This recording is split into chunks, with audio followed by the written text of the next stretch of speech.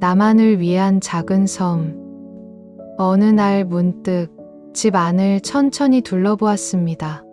거실에는 아이의 알록달록한 장난감이 가득했고, 주방에는 남편의 입맛에 맞춘 식재료들이 줄지어 있었습니다. 안방조차 누군가와 함께 쓰는 공간일 뿐, 이 넓은 집 어디에도 온전한 내 자리는 없었습니다. 제 취향은 늘 가족의 편안함 뒤로 숨겨져 있었습니다. 내가 무엇을 좋아하는지, 어떤 색깔을 선호하는지 기억해내려고 애써봐도 머릿속은 그저 뿌옇기만 했습니다.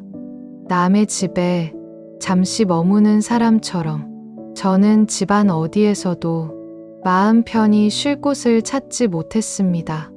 늘 가족을 위해서 집을 가꾸어 왔지만 정작 저 자신은 그 안에서 길을 잃은 기분이었습니다. 그러다 거실 구석에 방치된 작은 테이블 하나가 눈에 들어왔습니다. 그 위에는 각종 고지서와 잡동사니들이 먼지와 함께 어지럽게 쌓여 있었습니다. 누구의 관심도 받지 못해 버려진 듯한 그 테이블이 어쩌면 지금의 제 모습과 참 닮았다는 생각이 들었습니다. 저는 결심한 듯 소매를 걷어붙였습니다. 쌓여있던 먼지를 정성스럽게 닦아내고 주인 없는 물건들을 하나씩 정리해 나갔습니다. 아무것도 남지 않은 깨끗한 나무 상판이 드러나자 막막했던 마음 한구석에 작은 빛이 드는 것 같았습니다.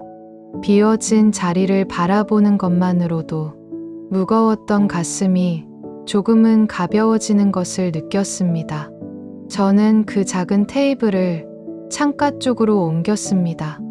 오직 나만을 위한 작은 섬을 만들기로 한 것입니다. 가장 먼저 제가 좋아하는 보라색 체크무늬 천을 가져와 테이블 위를 정성스럽게 덮었습니다.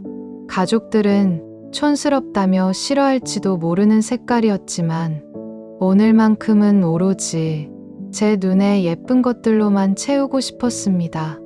그 위에 평소 아껴두었던 작은 스탠드를 올려놓고 좋아하는 향이 나는 향초 하나도 자리를 잡아주었습니다. 누구의 허락도 필요 없는 오직 저만의 취향으로 채워진 첫 번째 공간이었습니다. 다른 사람에게는 평범한 가구 하나일지 몰라도 저에게는 잃어버린 나를 되찾는 소중한 시작이었습니다. 마트에 나갔다가 예쁜 화분 하나를 샀습니다. 집 안의 인테리어와 어울리는지가 아니라 제 마음을 가장 편안하게 해주는 초록색을 골랐습니다. 테이블 한쪽에 그 화분을 올려두고 가만히 의자에 앉았습니다. 스탠드 불빛이 보라색 천 위로 따뜻하게 번졌고 은은한 향초 냄새가 제 주변을 부드럽게 감싸 안았습니다. 늘 거실 소파에 앉아 있어도 겉도는 기분이었는데 이 좁은 책상 앞에 앉으니 비로소 제가 집에 돌아온 것 같은 안도감이 들었습니다. 창밖으로 스며드는 달빛과 스탠드의 온기가 만나 이 작은 공간을 세상에서 가장 아늑한 곳으로 만들어 주었습니다. 이곳은 세상의 소음으로부터 저를 지켜주는 든든한 요새처럼 느껴졌습니다.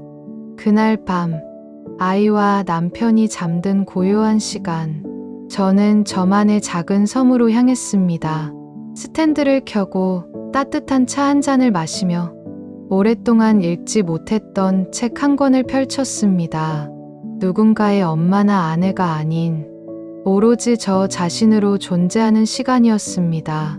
아무에게도 방해받지 않고 오롯이 제 감정에 집중하는 동안 무너졌던 마음의 기둥이 조금씩 단단해지는 것을 느꼈습니다. 내가 나를 위해 만든 이 작은 공간이 저를 얼마나 귀한 사람으로 만들어주는지 깨달았습니다. 나를 아끼는 마음이 자라나자 비어있던 마음의 잔이 조금씩 채워지기 시작했습니다. 이제 저는 매일 이 작은 책상 앞에 앉습니다. 이곳에서 일기를 쓰고 좋아하는 음악을 듣고 때로는 아무것도 하지 않은 채 창밖을 바라보기도 합니다. 이제는 가족들도 이 책상을 제가 가장 아끼는 자리라는 걸 잘 알고 있습니다. 제가 여기 앉아 있을 때면 남편도 아이도 조용히 제 시간을 지켜주곤 합니다. 제가 저 자신을 먼저 대접하기 시작하자 주변의 시선과 태도도 조금씩 변해갔습니다.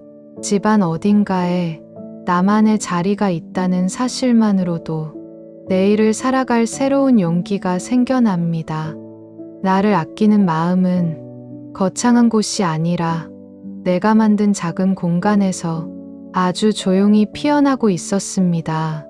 가장 나다운 모습으로 쉴 수 있는 곳이 있다는 것, 그것이 제가 찾은 가장 큰 행복이었습니다.